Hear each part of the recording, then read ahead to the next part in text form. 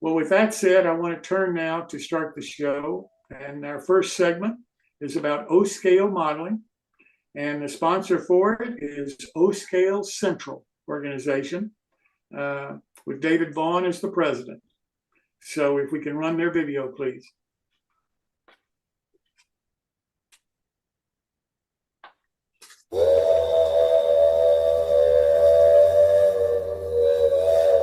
I'm David Vaughn of O-Scale Central. O-Scale 2-Rail, models built to 1:48 scale and running on 2-rail track, is the best kept secret in model railroading. We're pleased to team with Jim Kello to introduce O-Scale 2-Rail to NewTrack's viewers. O-Scale 2-Rail is for modelers. At twice the scale and 8 times the mass of HO, O-Scale's heft and ease of modeling create an outstanding model railroading experience.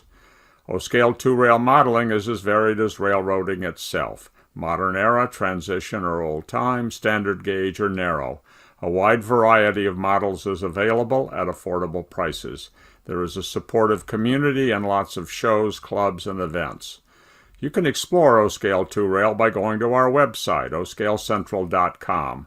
You will find information about the scale and how to get started, as well as a free, searchable, scale-wide product and service guide and listings of coming O-Scale events. You will also find information about how to join O-Scale Central. We promote O-Scale 2-Rail and support modelers in the scale. When your eyes are going bifocular, when you need fresh challenges, keep O-Scale 2-Rail in mind.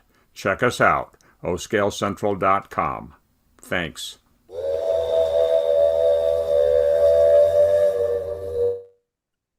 I've just got to get David to include traction in that. I mean, there's not many of us, I'll admit, but there's one or two of us around that do model O-Scale traction.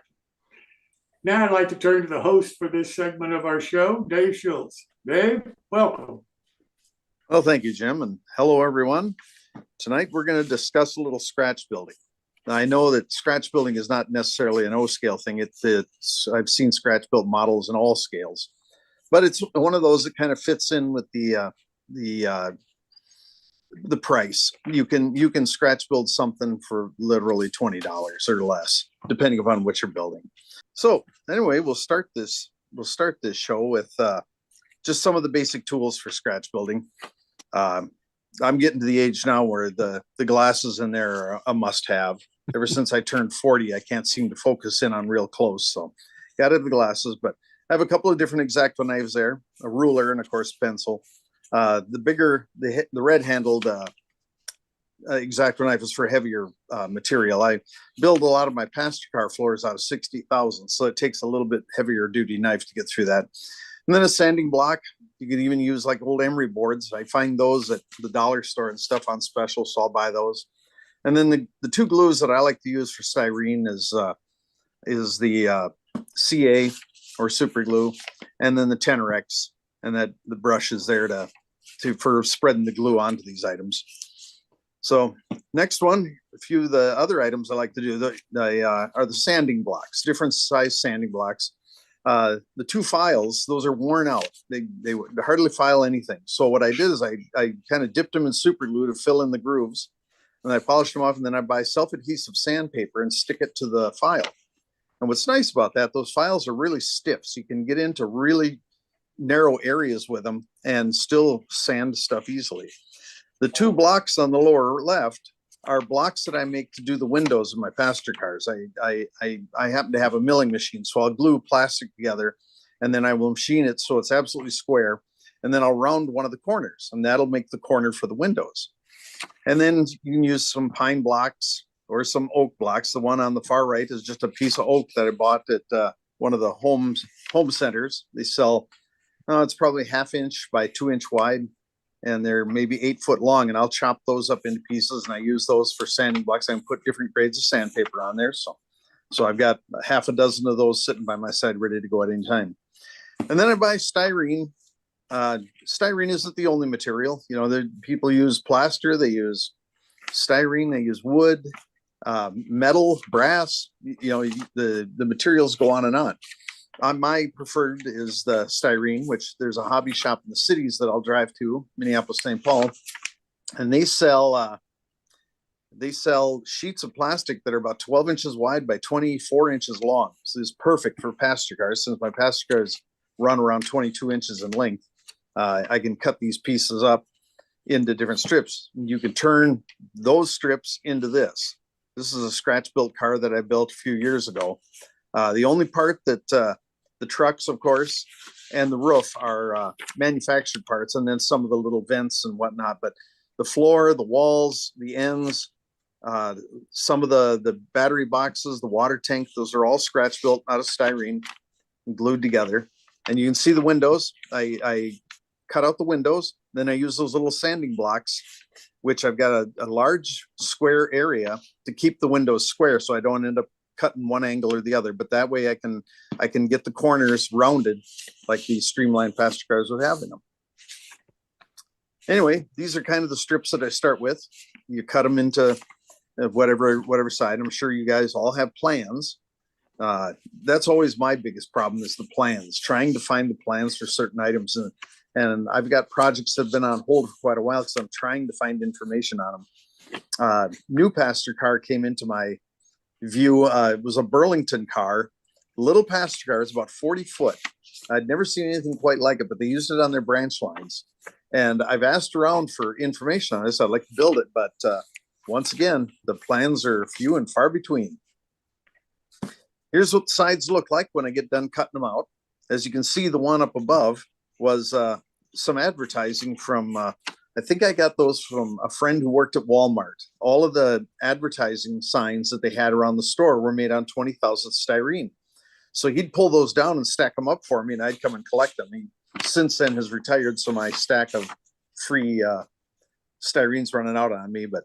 But one of the things I like to do is when I get the sides cut is I'll write the car number on there, and then I'll write things on it like which end is the vestibule end, which is the outside, which is the inside.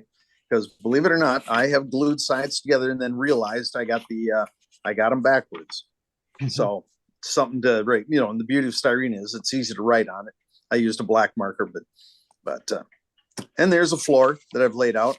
Before I glue all this on there, I'll take a square and I will draw out all of the, the center lines for all of the ribs, it makes it so much easier than going along trying to square everything up on short pieces. So I'll draw the lines on the whole floor, and that way when I get the center sill in, then I can put all the rest of the floor bracing underneath and get the bolster set in place and the like. Like I mentioned before, you don't have to use styrene. You can use any kind of material you want. That's the beauty of this. I had acquired some kits that a guy was building that he had started making wood floors. He bought some thin plywood paneling and had them varnished and sand sealed. And I happened to get this in a estate sale that I bought out. And so I've started using some of the floors, but once they're painted, it's tough to tell that they were wood. He had really done an excellent job, but kind of the same effect there. Another thing that's kind of important in scratch building are squares. Keeping everything in square, because when the glue is dry and pieces tip one direction or another. So the squares way off to the left there, I purchased those at Micromark, and they have come in very handy because not only are they square, but they're really heavy. So they're nice for holding things down and for holding pieces in square. And then the little table in the middle, or on the right side, is one of those tables with the magnets, and those come in handy for any kind of modeling, buildings, or anytime you got a floor that you want the wall to be square, you can line that stuff up and put those magnets in place to hold them there while the glue dries. So I find all of this stuff handy, and then the little square there helps me draw out the floors and dividers on the passenger cars like this. This is the beginning of this. A couple of bathrooms in one of the passenger cars, and I use that little squaring jig to hold these pieces in place while they dry. And the square blocks and such hold all that stuff good and square. When these pieces are removable for now, but when the car is done, I will glue them in, and that helps to hold the walls in place also. But just pieces of styrene just glued together, and then I spray paint them kind of an almond color, because passenger cars are always done in light colors to spread the light around. And here's another car that I'm building. that it's a commuter car. So you can kind of see the carcass itself.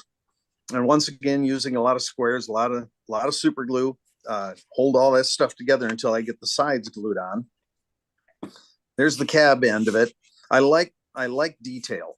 So I sat down one day and I decided, okay, we're gonna make the control stand in here. And it's hard to get pictures of it nowadays, but I built the brake stand, I built the throttle, I built the radio and the speedometer in there, and put the chair in, and it was a lot of fun, a lot of hours, which is kind of a proof of a severe behavioral disorder. Here will be the sides that I built. Now that's once again just a big sheet of styrene. I cut out everything that didn't look like commuter car, and I had to make a special block for sanding out those windows because they're much narrower than standard passenger car window. But I've got the side painted, so this will go on that cab car. You can see the window on the far right for the engineer. But I'm getting pretty close to putting that together. Here's a little trick that I learned, which is kind of interesting. You got a sheet of styrene and you want to mark some of the spots, maybe where you're going to cut. Well, what I'll do is take a ruler, lay it on there, and I'll lightly scratch the plastic. You can't even see it on here. But what you'll do is take a pencil, rub it on a piece of sandpaper, get the graphite going, rub your finger in the graphite, and then just smear it across, and you can see the scratch marks where you left the lines. This is really good for if you're drilling holes and you got a crosshair. You don't have to gouge deeply into the model. You can just scratch a light line, use a little graphite on there, and it'll highlight that. And then you can look at it through magnifying lens or whatever and get the drill bits set perfectly and get a hole drilled in there. But here's some pictures of some stuff my son and I have scratch built over the years. This is a steam heat car. He models the Milwaukee Road out in Avery, Idaho, which had all electrics. None of the electrics had steam heat in them. So the passenger trains would have to come with a steam heat car. The Milwaukee Road took old steam locomotive tenders and they'd convert them into steam heat cars. And of course, it made a real easy scratch build because when the Milwaukee rebuilt these cars, they removed all the rivets. They wanted a smoother look, more rounded look to match the passenger cars. So my son decided he needed one of these, and he built this entire car. The trucks, he purchased the couplers, of course, and a few things like hoses and the ladders. But the rest of the car is all scratch built. I think he took first place in Chicago with this one. And then this is a Peekaboo gun that he built. He's got like 4 of these going. And the angle, the gussets in there are purchased pieces. But the rest of the car, everything white, is styrene that he scratch built himself, and makes a real interesting car. The Milwaukee Road took composite guns and removed everything, so you can see if the car is loaded or not.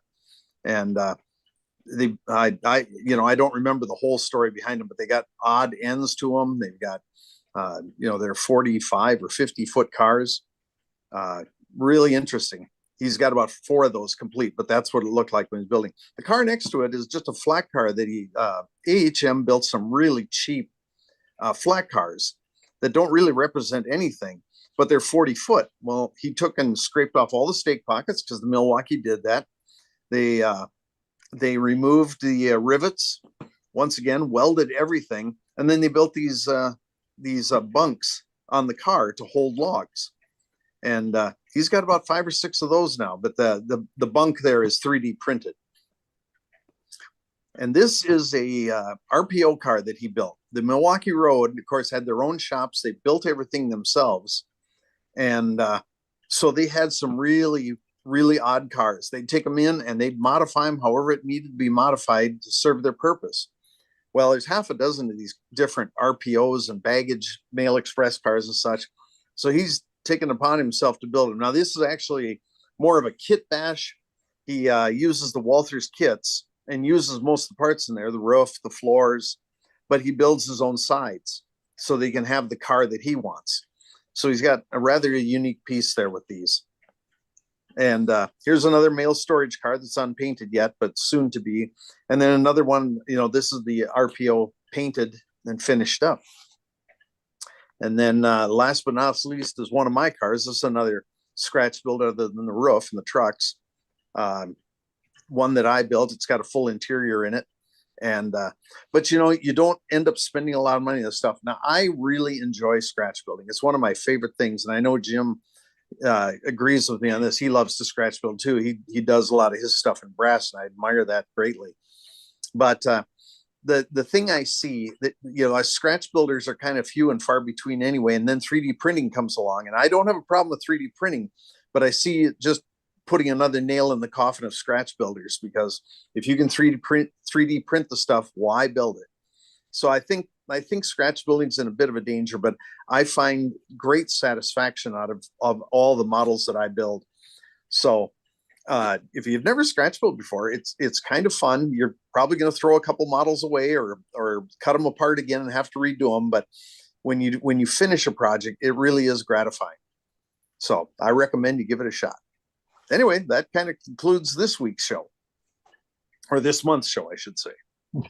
So any questions? Anybody Well, have if not- questions for Dave? Dave, Good what enough. kind of paint do you typically use when you're painting one of the cars? Well, I'll prime them first. You got to wash the styrene because they have some kind of oil on them. So I'll wash them first with soap and water, and then I'll prime them with just I go to any of the auto parts stores and buy an automotive sandable primer, and I'll spray that on there, and that'll show you all the scratches left behind by your careless sanding and cutting and whatever else. So you can kind of go over it with the sandable primer and go over it with about a 400 grit paper to smooth them out.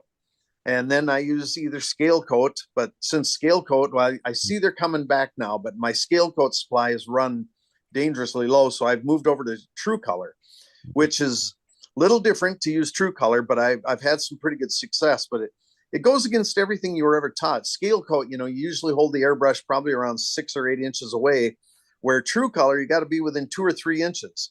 Otherwise you're in danger of the stuff drying in midair and you're not getting a shiny finish to it. So, but those are the two paints that I enjoy the most. All right. Well, it looks good. Thank you. Oh, you're welcome. Thank you.